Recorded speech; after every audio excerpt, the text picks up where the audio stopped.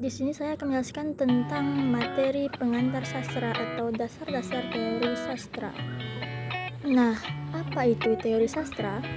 Teori sastra adalah cabang ilmu sastra yang mempelajari tentang prinsip-prinsip hukum, kategori, kriteria karya sastra yang membedakannya dengan yang bukan sastra. Berbicara mengenai sastra, pastinya akan membicarakan teori sastra yang menunjang di dalamnya. Sebagai tonggak utamanya berdiri sebuah karya sastra, jelas kehadiran teori sastra menjadi bagian terpenting di dalamnya. Bagian-bagian teori sastra yaitu 1. Teori psikoanalisis. Teori ini menganggap bahwa karya sastra selalu membahas peristiwa kehidupan manusia. Manusia yang memiliki perilaku yang beragam dipengaruhi oleh kondisi psikologi seseorang yang akan mempengaruhi kehidupannya. Secara langsung, karya sastra adalah produk dari jiwa dan pemikiran pengarang yang berada dalam kondisi setengah sadar. Para pakar psikologis yang terkenal dalam pendekatan teori ini adalah Jung, Adler, Freud, dan Brill memberikan banyak kontribusinya terhadap teori ini. Lalu, teori ini biasanya terbagi dalam 3 aspek, yaitu ide, ego, dan superego. Ide adalah naluri makhluk hidup dalam rangka mempertahankan eksistensinya di muka bumi.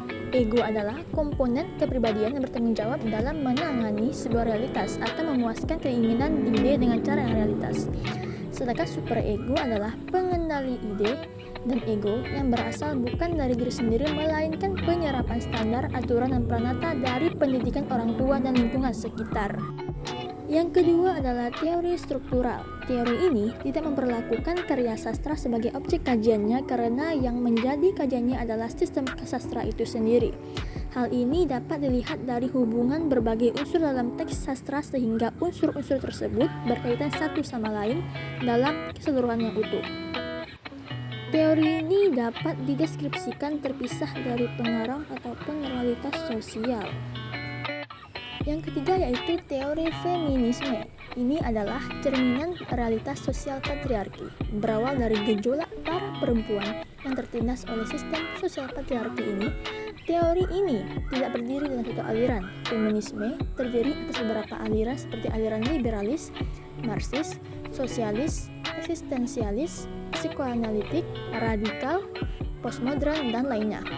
Tokoh terkemuka teori ini adalah Helena Sisous, Virginia Woolf, dan Kate Millett.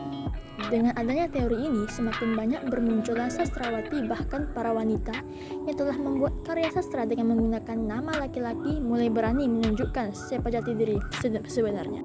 Karya sastra dikenal dalam 2 bentuk yaitu fiksi dan non-fiksi. Jenis karya sastra fiksi adalah prosa, puisi, dan drama. Sedangkan contoh karya sastra non-fiksi adalah biografi, autobiografi, esai, dan kritik sastra. Cara menikmati karya sastra yaitu pembaca mempersiapkan keterlibatan jiwanya. Yang kedua, pembaca memahami dan menghargai penguasaan sastrawan terhadap cara-cara penyajian pengalaman sampai mencapai tingkat penghayatan yang pekat. Lalu yang terakhir, pembaca menemukan pengalaman yang didapatkannya dari karya sastra dengan pengalaman kehidupan nyatanya yang dihadapinya. Oke, sekian dari saya. Kita jumpa di video selanjutnya.